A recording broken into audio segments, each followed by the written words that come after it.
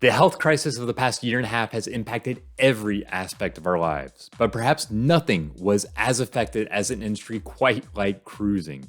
The good news is that if you are vaccinated and you are sailing on a fully vaccinated cruise, where at least 95% of passengers have had the shot, then the experience is largely the same, at least right now. Even so, there are a number of things that you shouldn't do now that cruises have returned, even if you have the shot. After sailing on one of the first cruises to come back, here are my suggestions for things not to do as you get ready to get back on the ship. When it comes to sailing without the shot, many people won't have a choice. Cruise lines are largely requiring the vaccine for most passengers on most cruises. The one exception is when you're sailing from Florida. There, a law says that businesses can't require proof of vaccine from customers. As a result, unvaccinated passengers are allowed to sail even if eligible for the vaccine. Even so, it's not a good idea to sail if you haven't received the vaccine. Not only does it increase the risk of cruising at this time, but it can also hurt your enjoyment of the cruise. For instance, cruise lines, they require multiple tests before and during the cruise if you don't have the shot, and they charge hundreds of dollars for testing for those who sail unvaccinated. There are also travel insurance requirements, and on some ships, many places like the casino and the spa are off limits if you are sailing without the vaccine. The bottom line is not only do you put yourself and others at risk on a cruise ship, but it will also cost you more and lead to a cruise that's not as much fun. Now, if you're a cruise passenger, then masking might be a little bit confusing starting out. If on a fully vaccinated cruise, masks aren't required at this time. They are needed if the ship doesn't meet that criteria, but can be off if outdoors or in spaces where access is limited to only vaccinated passengers. Even so, many ports of call do require masks, even if you have the shot and you are outdoors unless you're swimming or eating. So on the ship, you can enjoy yourself without covering your face in many cases. On shore, even if there is more space, the masks go back on. You don't want to make the mistake of going maskless in the port. These are federal guidelines for other countries. So in addition to the general courtesy of following the rules in a foreign port, there's the potential to get in more serious trouble if you aren't following the laws. Is it likely you'll get in serious trouble if you don't wear a mask? Not if you put it on when asked. Even so, you don't want to run afoul of the laws of another country when on vacation. One of the big points of emphasis as cruises return is on hygiene. That's why when you sail, you'll see more hand sanitizer stations and more hand washing stations around the ship. For instance, on a Carnival cruise that I took, there were new machines that you insert your hands into and it spins around spraying soapy water to wash your hands automatically. Even before the health crisis, keeping clean hands was important on a cruise ship. With people in close proximity, it's easy for viruses to potentially spread. There are also a number of shared surfaces such as elevator buttons and handrails.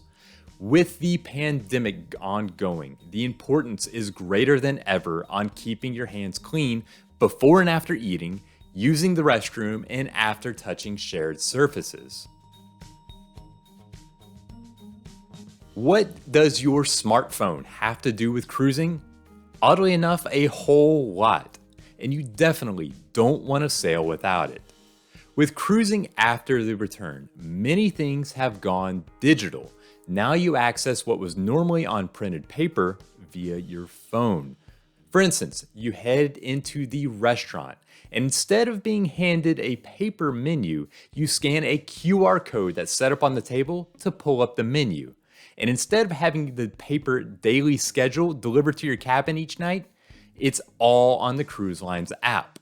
Personally, I'm not a fan of the change. I like the old school paper, and I expect many others have the same feeling. Having to pull out your phone at the dinner table isn't fun.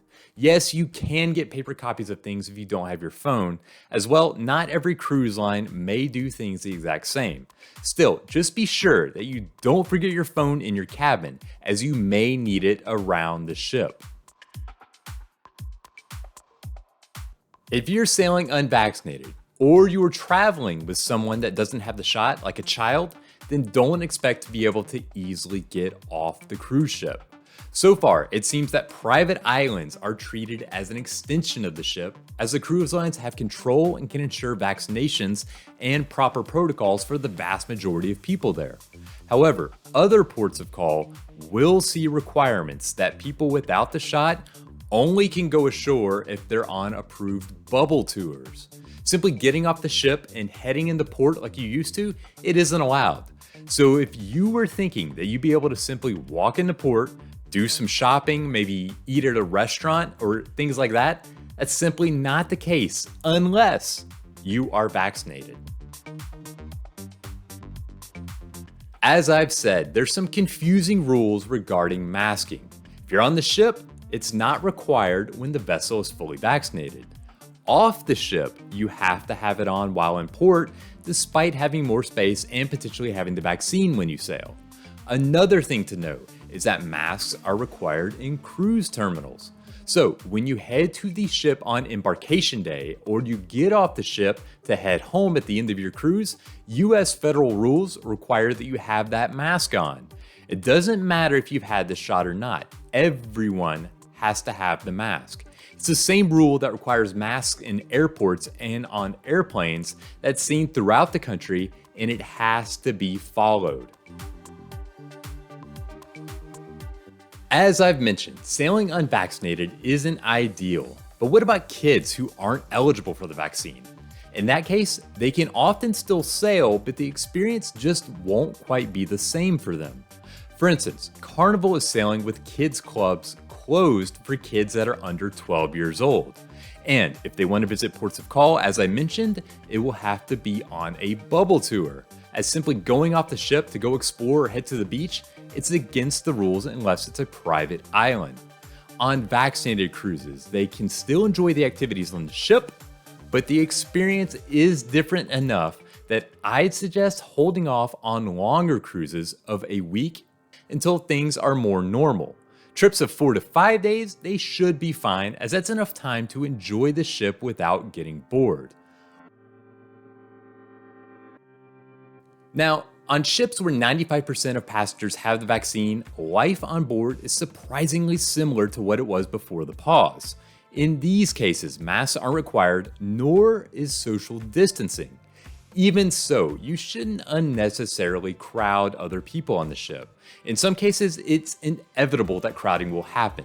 If you need to take an elevator, then expect there are going to be other people that you'll share the space with. But there are instances where crowding happens that it simply does not have to. If you were in line at the buffet, you don't need to be rubbing shoulders with the person next to you. The same, it goes for the guest services line, or if you were at the pool with plenty of open chairs around you.